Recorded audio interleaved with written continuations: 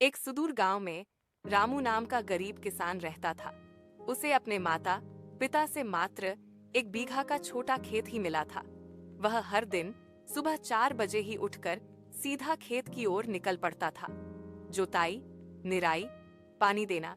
वह शाम को पूरी तरह अंधेरा घिरने तक लगातार मेहनत करता रहता था। वह कभी खुद को आराम नहीं देता था। हर पौधे को पूरी लगन से संभालता था। हर साल वह पूरी उम्मीद के साथ फसल काटता था, लेकिन नतीजा हर बार एक जैसा होता था।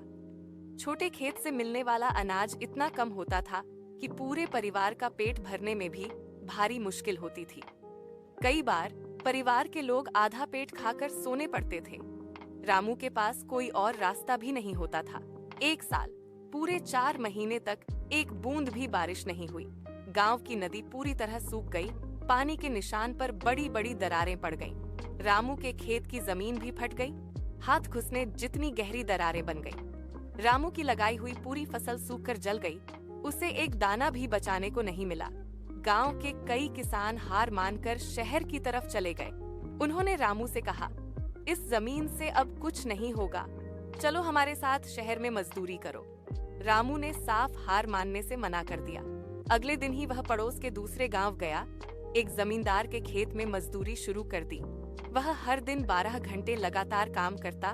खाने में बस 2 रोटी 1 कप चाय ही लेता। हर कमाई का पूरा पैसा बोरी में बांधकर बचाता रहा। 3 महीने बाद उसके पास काफी पैसे जमा हो गए। वह वापस अपने गांव लौट आया। रामू वापस आने के बाद सबसे पहले अपने खेत के किनारे एक छोटा कुआं खुदवाया। उसने नई किस्म के बीज खरीदे, जमीन को फिर से गहराई से जोता, फिर बीज बोए। 2 सप्ताह बाद नई फसल में कीड़े लग गए। रामू 3 लगातार रातें जागकर हर पौधे पर से कीड़े हटाए। कटाई से 1 हफ्ते पहले तेज आंधी आई।